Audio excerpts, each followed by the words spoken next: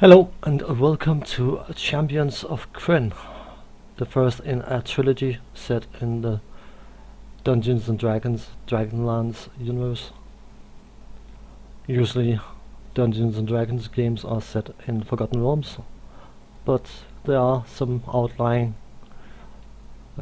universes like Dragonlance and Ravenloft and things like that, which are quite interesting. Forgotten Realms is your run-of-the-mill. The reason it's called Dragonlance, of course, is because of the fabled weapon of the Dragonlance. Get into details about what it does later, but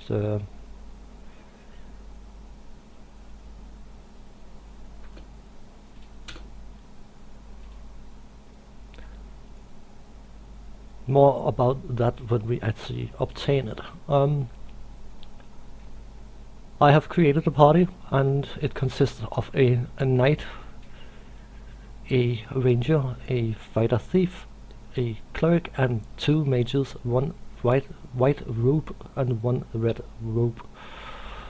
From now on, just called red and white mages. And there's a good reason for having one of each, and that is because there are spells that are only learnable by white mages and other spells that are only learnable by red mages. And spells is the foundation of any Dungeons and Dragons game, as people who played them probably already know. I don't want to go too much into details about the concept of Dungeons and Dragons. I would assume anyone watching this will have a certain knowledge, or maybe just a bypassing interest, but feel free to ask questions and I'll answer them as well as I can. I will mention a few things that I want to get out of the way before we begin the game. SSI back in the early 90s released a series of games. They had this series running in Forgotten Realms, which consists of Pool of Radiance, Curse of the Asia Wands, Secret of the Silver Blades, and Pools of Darkness. And the first game released was Pool of Radiance, not Pool of Radiance. It was made by Ubisoft, and nothing wrong with that, but I can't stand that version of the game. I know the Commodore 64 version is more in line with what you would expect from these games, but as I'm playing these on the Amiga, I would prefer to stay on one system. So if I go to the Forgotten Realms series, I will be starting from Curse of the Asia Bonds. I will give a quick synopsis of Pool of Radiance, but I can't play that game. Anyway, the whole point was that this being the second game, it has some shortcomings. Memorizing spells is something you have to do between each time you use them, which can be rather frustrating. There's no alert to leveling up at all. You have to manually keep an eye on it, and it is so important that you keep an eye on the experience you gain with your characters, because Dungeons and Dragons, I think this is 1.5 or 2, I can't remember, but you can gain experience up to 1 XP short of the following level. So if you're level 2 and you get 10,000 experience, you will be level 3 with 1 point XP short of level 4. It will not allow you to get multiple levels in one setting, on one go I should say, and because of that you risk getting into situations where you're granted a huge amount of experience and it's just gone because, well, you can't benefit from it. It doesn't remember it. If you need 4,000 XP for the second following level and you get 10,000 XP, you will have 3,999 XP. That's the way it works. It's horribly annoying because in the starting area Each individual area consists of different amount of random encounters. If you go through whatever amount of random encounters, you will not face any more random encounters in that area. But they reset if you leave an area. So if you have to go back and level up your characters to avoid wasting experience, when you come back, the random encounters will be back, because they will be reset. It can be a nuisance and something I don't fully enjoy about this game. Truth be told, my preferred chapter in this trilogy is by far Chapter 2, Death Knights of Krynn. But for completion's sake, I will take it from this game. So let's begin adventuring. At the inn of the last home in solace, a brave band gathers in preparation for a grim journey. The lands recovered from the dragon armies are to be scoured of the last vestiges of evil. Joining you on the trip is an older Knight of the Rose. He is introduced as Sir Carl Guardson. His mission is to evaluate the outposts for the Council of the Knights. Once the company is organized, you begin the journey to the outpost. The party travels through Solnamlia. Ugh, me and words. And arrives near Throttle. You are escorted to see the Commandant. Sir Carl greets you at the office. The Commandant and I are discussing some important issues. Your first mission is to patrol Throttle and report any suspicious activities immediately. Sir Carl continues, and you record it in journal entry 51. And because I like to get the complete story, I shall look up journal entry 51. And with my horrible voice I shall read it for you, because that's what I do.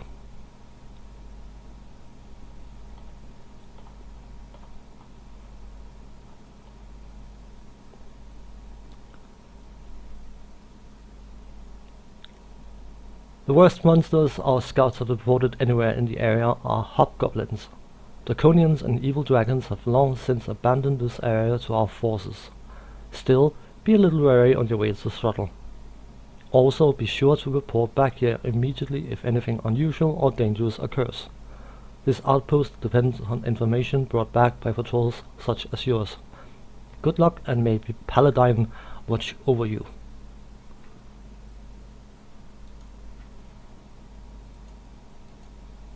Come on.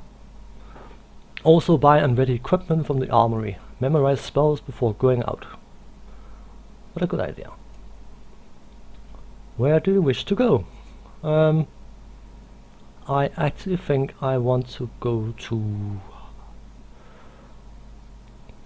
the inn first. Welcome, we have plenty of space for you. Good, because I need to alter a few things here. Don't care about the order, it's fine, it's as it is.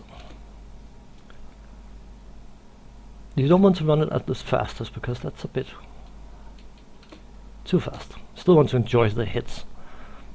I'll give it a bash at 2 and see what happens here. You can also alter the level. There's no reason to do it, to be honest, except for making it more difficult for yourself. So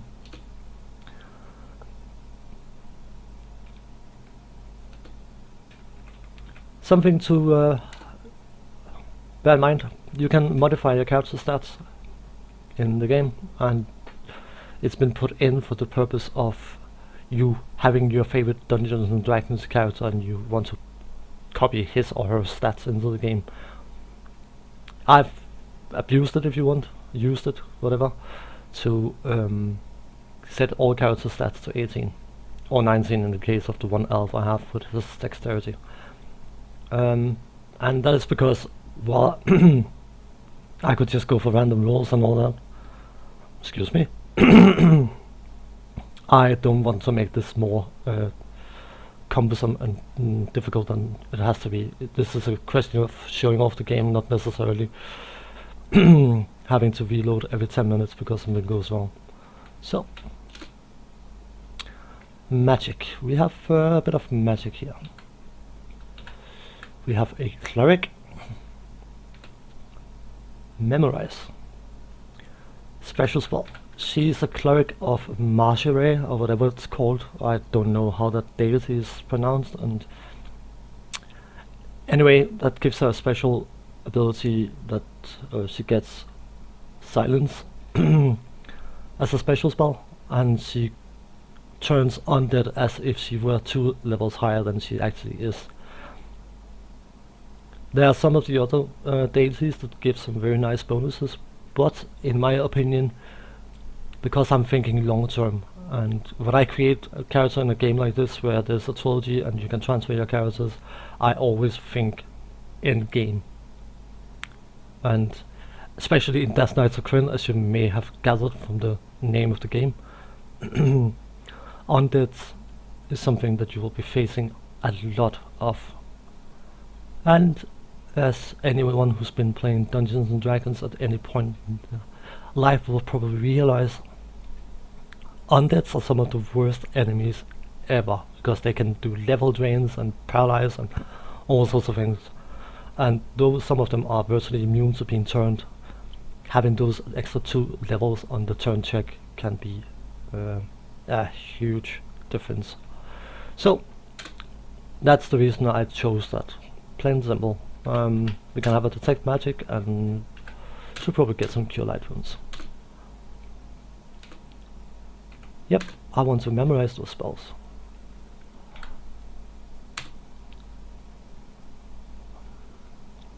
Okay, before I do anything else, you can see them here. These are the moons of Krynn. White, red, blue. They will go from full to new to half and all that, whatever cycles a moon goes through. It will directly affect the magic user of that particular order spells.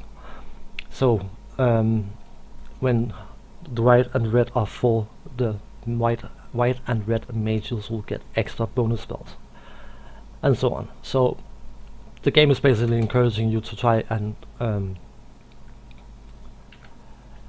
abuse it, but I prefer not to. The offset is the fact that from every different fight you can have 3 spells, 2 spells. You will have 2 spells base because of being a level 1 mage, but outside of that it can be 1 bonus spell, 2 bonus spells, or 0 bonus spells. So in certain situations it could be worth abusing the mechanic and just wait until the moons align the way you want them to, but we don't care about that right now. Let's get some magic missiles and some sleeps. It's very important to remember in which order you do this because of the bonus spells, because if you will use your bonus spells to memorize your most powerful spells and the moon phases changes, then you don't have those bonus spells anymore. I'm sorry. I don't know whether that's the case if you already have memorized them. I can't remember, but never mind. We shall accept these 2 spells. Yep. And memorize. Will probably be the same, I'd say. Sleep, sleep. Yep. And then we shall rest.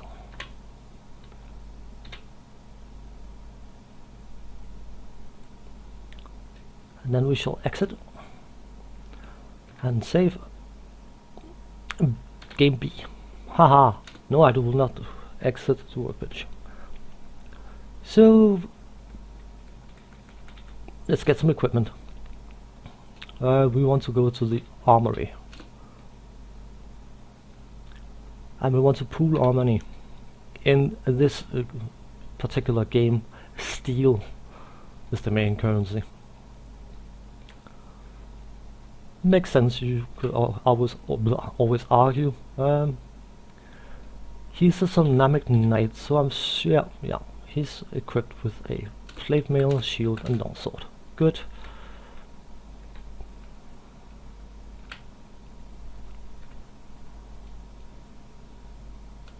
What I meant to do was you. He hasn't got any items. Of course, knights are equipped with items.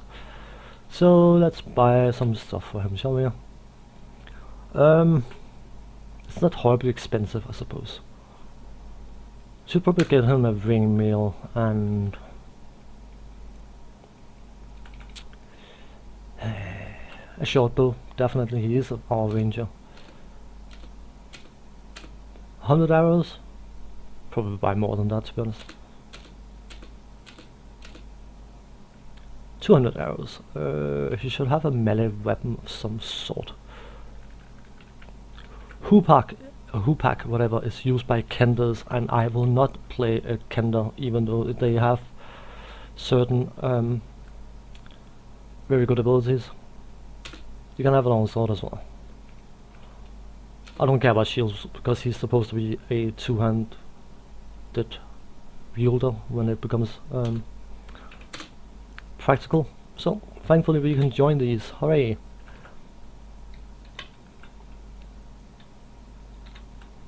That will be his default setup.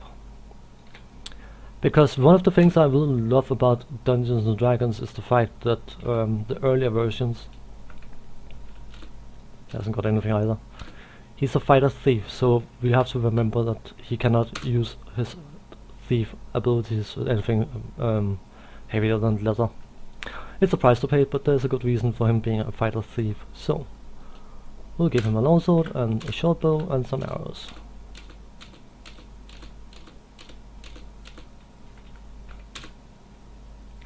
No, meta-humans or demi-humans or whatever you'd call them, and non-human races in Dungeons and Dragons earlier versions are crippled to high heavens for leveling purposes. Just want to see how much I've got. No, still got plenty.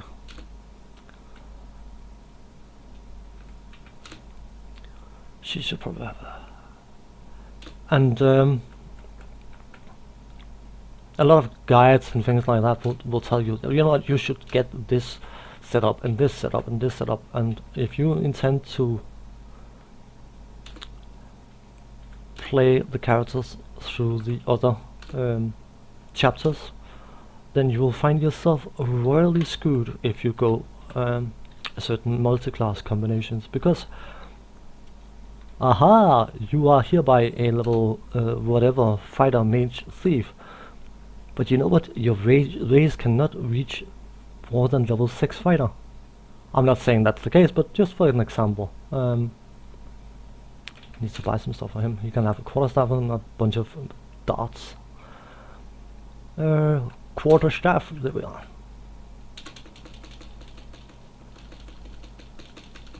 Oh, okay, he's overloaded. You are.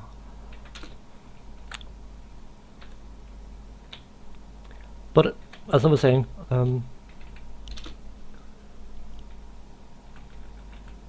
you reach a certain point where, because of your race, you can't level up further in your class,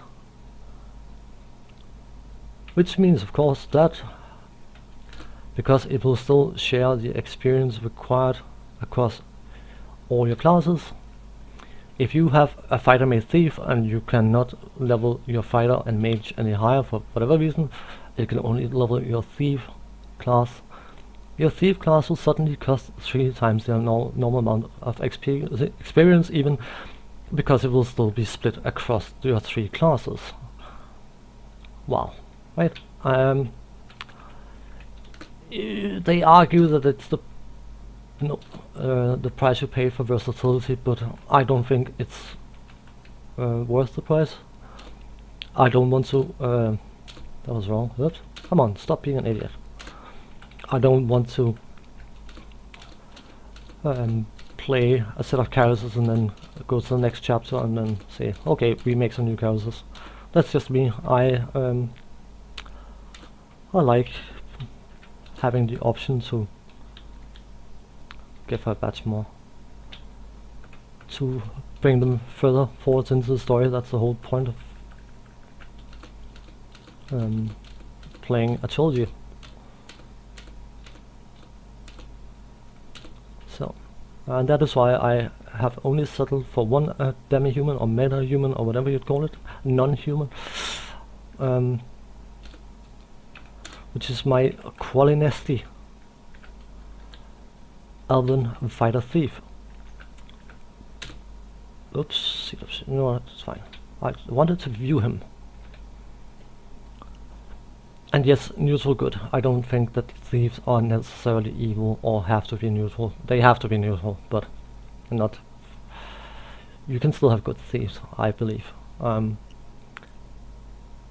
Qualinesti elves, they can reach level 14 fighter and infinite level thief. Infinite within the framework of the games, of course, but that's how it works. A fighter at level 14 will get 2 attacks per round, and that is just perfect because that's what you need. Your thief is going to be expensive after that, but you know what? The thief is not getting that much in this version of the game. So you know what? It's no loss having the 2 attacks per round, especially if you can double backstab. If you can take care of him, he will be a brutal high health killer. Enemy fighters with high health and things like that, you get them, he goes in the back of them and double attack them in double backstabs. Good night. So that is the reason why I have this fighter thief. So we are done here. Did we share? No, we didn't. And where we wish to go right now is absolutely nowhere, because this is around 20 minutes and that is the length of videos I will be working with. So for now, thanks for watching, take care and bye bye.